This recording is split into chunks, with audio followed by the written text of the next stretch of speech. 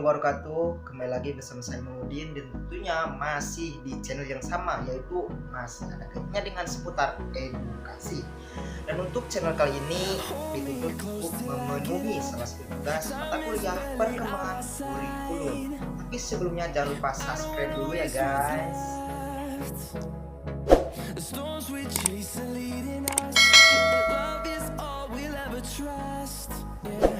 Kepada para subscribe dulu yang telah mendukung channel ini. Dan untuk materi kali ini saya membahas perkembangan dan perbandingan kurikulum di Finlandia dan juga di Indonesia. Baiklah, pendidikan di Finlandia dikenal sebagai sistem pendidikan terbaik di seluruh dunia. Sudah hasil ujian internasional, program penilaian pelajar internasional atau PISA keluar pada tahun 2002, Finlandia mendapat perhatian khusus dari seluruh dunia. Pada Finlandia berhasil menempati peringkat pertama bersama Korea Selatan dan Jepang. Pada hasil tersebut, Finlandia menempati peringkat pertama di literasi membaca, keempat di matematika, dan ketiga di ilmu alam. Pendidikan berkualitas tersebut bergantung banyak pada kualitas pelajaran pendidikan, memberikan kebebasan penuh dalam merenung, dan menemukan, baik itu menentukan metode dan materi belajar mengajar. Keberhasilan tersebut telah dari sekitar 100 delegasi dari 40-45 negara di dunia di Kementerian Pendidikan di Finlandia pada masa 2005 sampai 2011.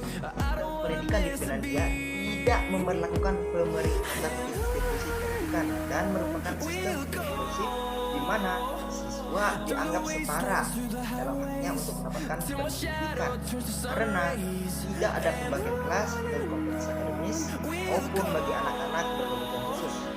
Tahun pelajaran sekolah dimulai pada bulan Agustus dan berakhir di bulan Juni dengan total 190 hari sekolah. Murid bersekolah 5 hari dalam seminggu dengan jumlah pelajaran berkisar antara 19 sampai 30 per minggunya, tergantung dari jumlah pelajaran serta jumlah kelas yang diambil. Pendanaan pendidikan didukung pemerintah karena dana swasta dan perorangan sangat rendah, hanya 4,1% dari total pengeluaran nasional pendidikan nasional pada tahun 2011. Angka ini jauh lebih rendah daripada rata-rata negara-negara OECD. Pada perhatikan 32% budget pemerintah Finlandia untuk proses pendidikan per siswa adalah R16.714 pada tahun 2011, lebih tinggi 23% daripada budget negara-negara OECD. Mayoritas pemerintahan daerah juga memiliki otoritas untuk menentukan sekolah untuk setiap siswa yang berada dalam wilayahnya, biasanya sekolah terdekat rumah masing-masing. Dan untuk materi selanjutnya yaitu tinjauan sistem pendidikan. Di Finlandia, pendidikan dianggap sebagai hak dasar semua warga negara, dan tujuan utamanya kebijakan pendidikan Finlandia adalah untuk menawarkan semua warga negara kesempatan yang sama untuk menerima pendidikan tanpa memandang usia, kebangsaan, tempat tinggal, situasi keuangan atau bahasa ibu. Pemerintah Finlandia menentukan tujuan umum pendidikan dasar dan alokasi waktu pembelajaran antara mata pembelajaran yang berbeda. Dewan Pendidikan Nasional yang bertanggung jawab kepada Kementerian Pendidikan Kebudayaan memutuskan tujuan dan isi pengajaran dan mencatatnya dalam kurikulum nasional. Finlandia seringkali diduduk sebagai barometer keberhasilan pendidikan sebuah negara. Hal ini tidak menyarankan banyak negara kecil Nordik ini memberikan perhatian sangat besar pada pendidikan awal dan dini PAUD. Sebelum siswa Finlandia belajar pengaturan waktu mereka belajar dulu bagaimana menjadi anak-anak cara bermain satu sama lain, cara bersosialisasi, termasuk cara memperbaiki luka emosional. Dirangkai dalam tulisan World Economic Forum dan Incident. Berikut beberapa harapan sistem pendidikan yang membuat Finlandia unggul dalam pendidikan global. 1. Persaingan tidak penting. Finlandia telah menemukan persaingan antar sekolah tidak menghasilkan siswa sukses bila dibandingkan kerjasama antar sekolah tersebut. Salah satu alasan Finlandia tidak memiliki sekolah swasta swasta. Setiap lembaga akademik di negara ini didanai melalui biaya publik atau negara. Para guru juga dilatih untuk mampu membuat penilaian siswa sendiri, alih-alih menggunakan tes standar nasional atau internasional. Tidak ada kata untuk akuntabilitas dalam bahasa Finlandia. Kata pakar pendidikan asing Shelberg kepada audiens di Teacher College of Columbia University, guru percaya dapat melakukan kinerja lebih baik tanpa harus termotivasi. Yang kedua, guru profesi paling dihormati. Guru di Finlandia tidak dibayar rendah, bahkan tinggi dibanding seperti dalam Serikat. Untuk menjadi seorang guru di Finlandia, para calon harus terlebih dahulu menerima setidaknya gelar magister dan menyelesaikan pendidikan profesi seperti halnya pendidikan profesi kedokteran. Tidak mengherankan guru di sana mengajar di sekolah dasar yang berafiliasi atau berdampingan dengan universitas. Hasilnya,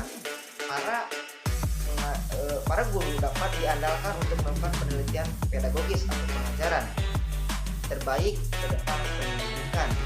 Finlandia yang ketiga mendengarkan penelitian sebagai gambaran.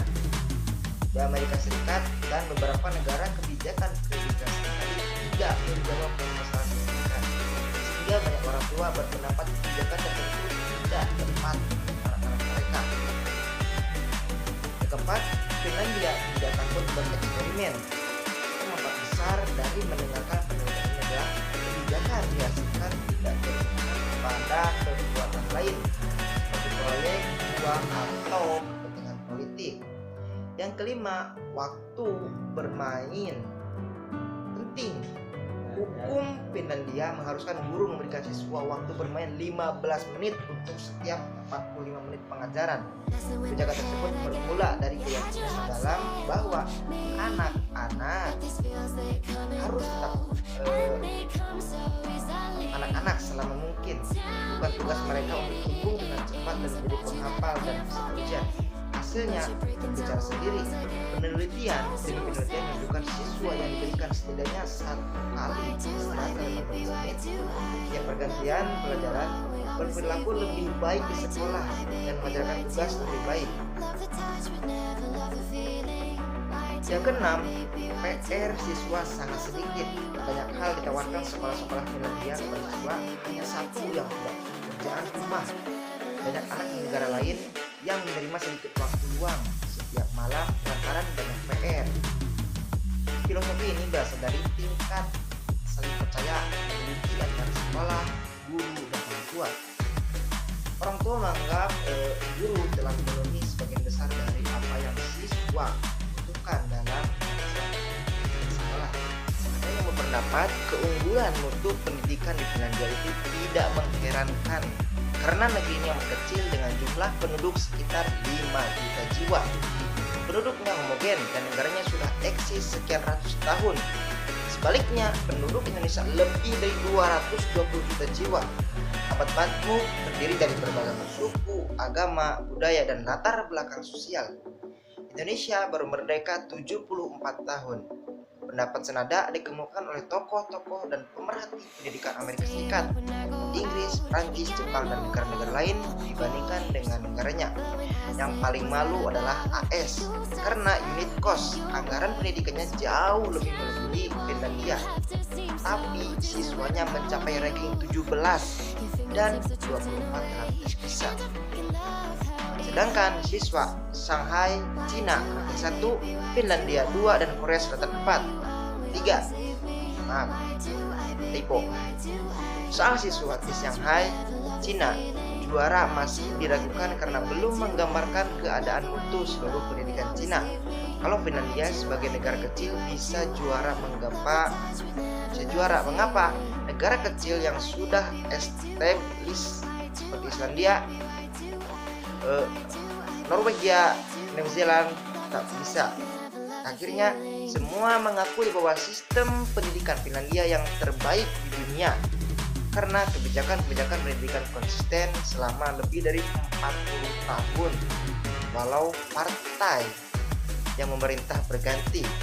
Secara umum, kebijakan-kebijakan pendidikan Cina dan Korea Selatan, Singapura juga konsisten dan hasilnya terlihat sekarang. Kebijakan pendidikan Indonesia cenderung tentatif, suka coba-coba dan sering berganti.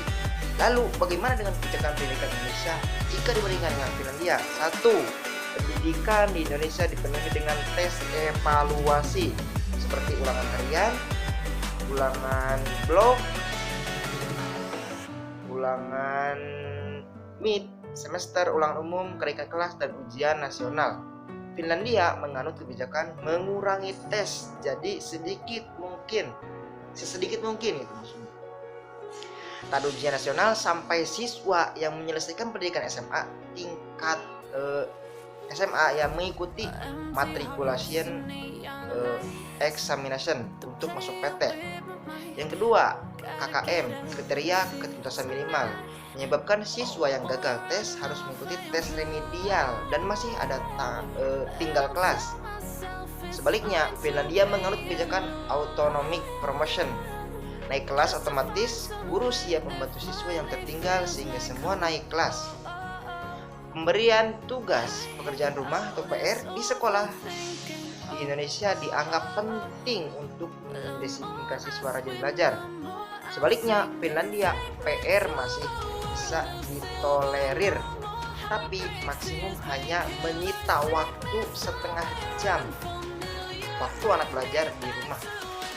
Yang keempat, kualifikasi guru SD Indonesia masih mengajar seterata dengan 1. Di Finlandia, semua guru tamatan S2. Wow, it's magic. Yang kelima, Indonesia masih menerima calon guru yang lulus dengan nilai pas-pasan.